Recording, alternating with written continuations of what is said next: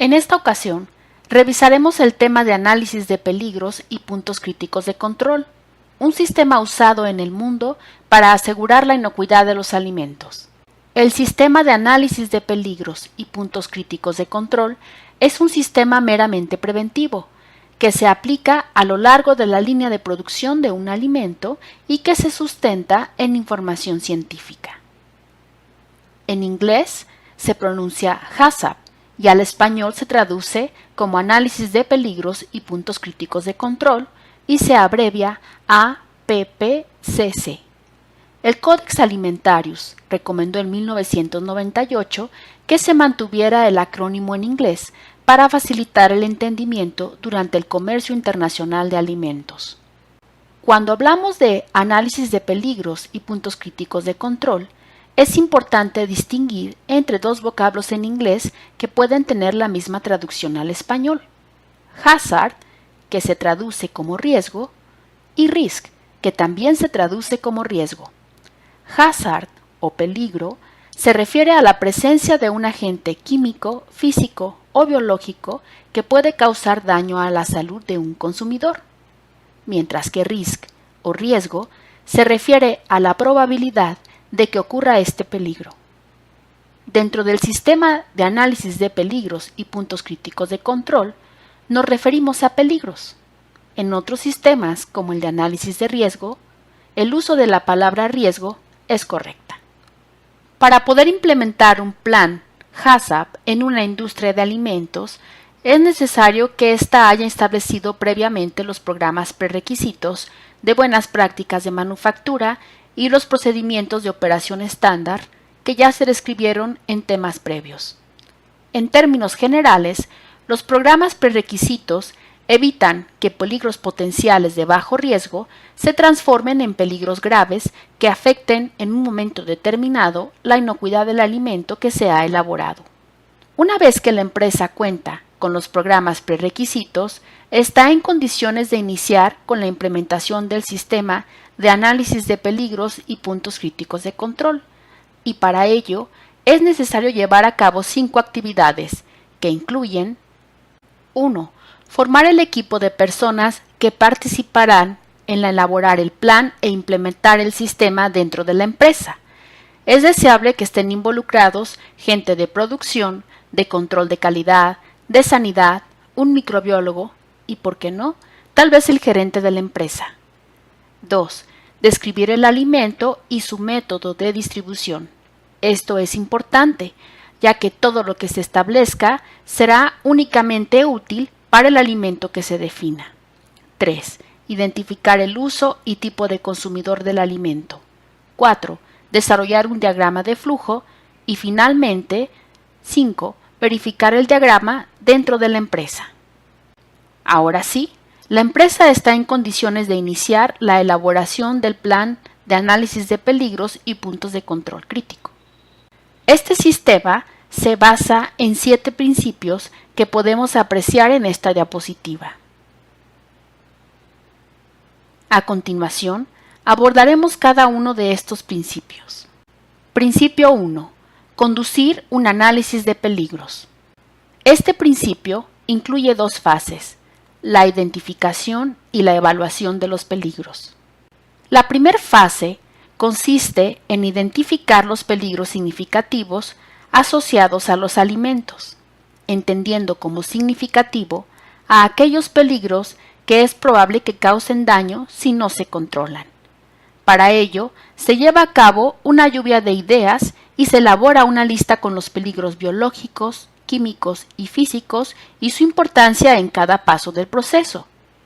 Se deben revisar minuciosamente los ingredientes o materiales empleados, las actividades para cada paso del proceso, el equipo o herramientas empleadas, así como se empaca y se almacena el producto final. La idea es desarrollar una lista de peligros que pueden ser introducidos, aumentados o disminuidos en cada paso del proceso y describir las medidas que contribuyan a controlarlos. Algo muy importante que debemos de considerar es que hay que evitar mezclar los problemas que afectan la calidad y no la inocuidad del alimento. La segunda fase es la evaluación de los peligros, en donde el equipo de análisis de peligros decide cuáles son incluidos dentro del plan. Para ello, es necesario evaluar cada peligro, y esto incluye conocer, por un lado, la severidad del daño que ocasiona y, por otro, qué tan probable es que este patógeno ocurra. Ejemplifiquemos con dos escenarios. Clostridium perfringens causa una simple diarrea que se autolimita y tiene una dosis infectante alta. Es un patógeno que se encuentra en el ambiente y por lo tanto la probabilidad de que esté presente en un alimento es elevada. Por otro lado, el virus de la hepatitis A causa una inflamación aguda del hígado y compromete el estado general de salud del individuo, y se requiere ingerir pocas partículas para enfermar. El virus se asocia con una contaminación de tipo fecal y es menos probable que esté presente en un alimento.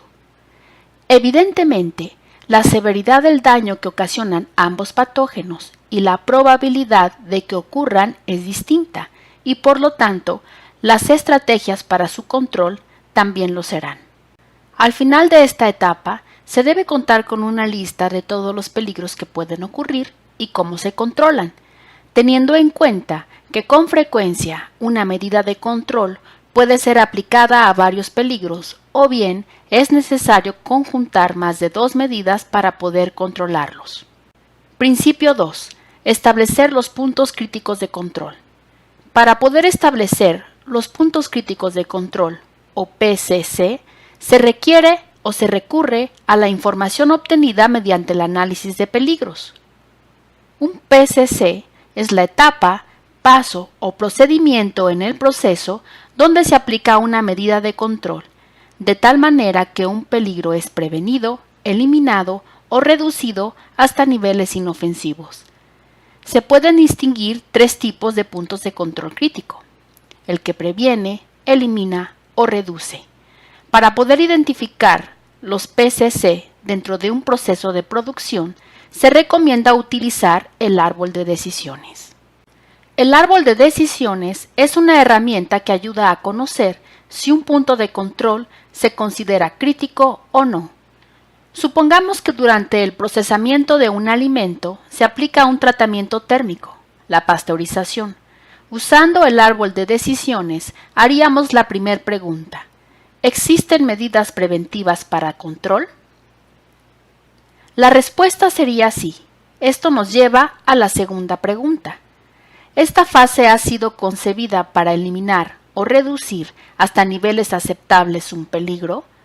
Evidentemente la respuesta es sí, ya que como sabemos, la pasteurización fue diseñada para destruir a microorganismos patógenos y por lo tanto, este tratamiento se considera un PCC.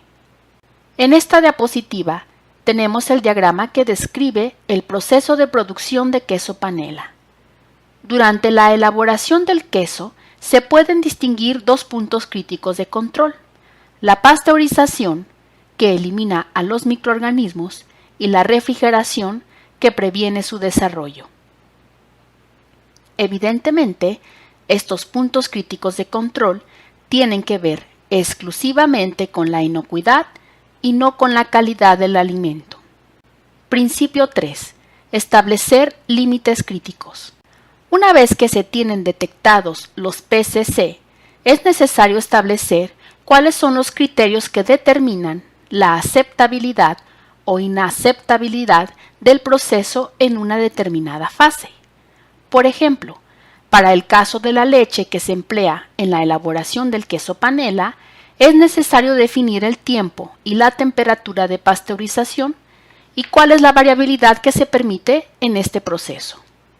Cuando un valor sale de los límites críticos establecidos, es señal de que el peligro no está siendo controlado y que por lo tanto la inocuidad del alimento no se garantiza. Principio 4. Establecer procedimientos de monitoreo. Una de las características de un PCC es que éste sea medible, es decir, que sea posible cuantificar algún parámetro para saber si la etapa del proceso está controlada, o bien para distinguir una desviación, y dar la alerta para que se aplique una acción correctiva. Para cada PCC, es necesario definir cuál será el procedimiento de monitoreo. Se distinguen dos tipos de monitoreo de un PCC. El monitoreo continuo, que es el ideal.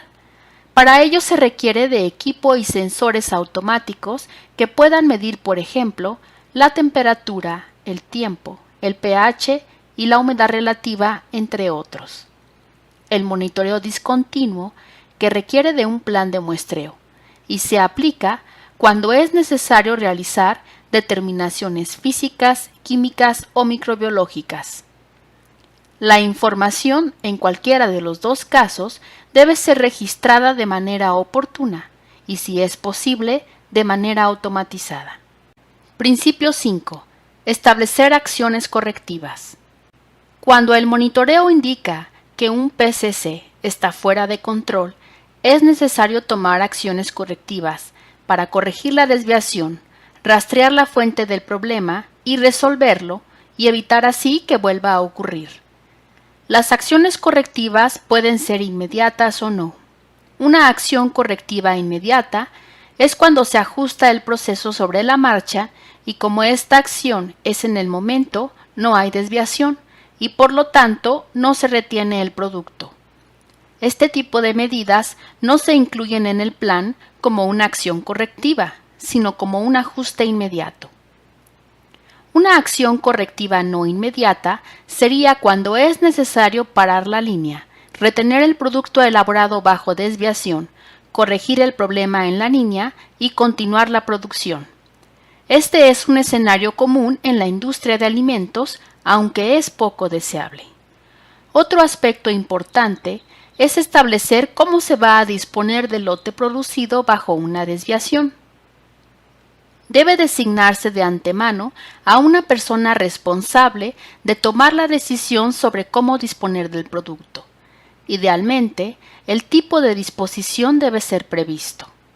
Finalmente, cualquier decisión sobre la disposición de un producto elaborado bajo una desviación debe ser documentada. En esta diapositiva podemos ver algunos ejemplos de acciones correctivas. Principio 6. Establecer procedimientos de verificación.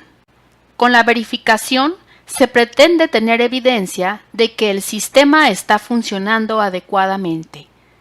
Se verifica que los puntos críticos del control y el plan HACCP funcionen para cerciorarse de que todos los peligros han sido identificados y que cada uno está controlado apropiadamente. De esta manera, se provee al consumidor de un alimento seguro. Es necesario revisar el plan cuando ocurre alguno de los aspectos listados en esta diapositiva. Supongamos que se decidió agregar chile jalapeño al queso panela que describimos previamente. Esto, forzosamente, llevará a verificar el sistema, ya que el ingrediente que se pretende agregar ha sido implicado en un brote y además el proceso de producción del alimento se modificará. Principio 7. Establecer procedimientos de documentación y mantenimiento de registros. Las acciones que se llevaron a cabo en los principios anteriores deben documentarse para proveer evidencia de que el producto es inocuo, permitir rastrear la fuente de un problema relacionado con un PCC, permitir evaluar si los procedimientos y el proceso se desarrollan de acuerdo a lo establecido en el plan HACCP, detectar desviaciones a los límites críticos establecidos para cada PCC. La revisión de los registros puede ser diariamente, cada semana, cada mes o bien anualmente. Esto dependerá de la información que se desea obtener. Finalmente, ahora es claro que el sistema de análisis de peligros y puntos críticos de control está encaminado a disminuir la contaminación de los alimentos con un enfoque meramente preventivo y que se aplica a lo largo de la línea de producción del alimento. En este esquema, ubiquemos al HACCP.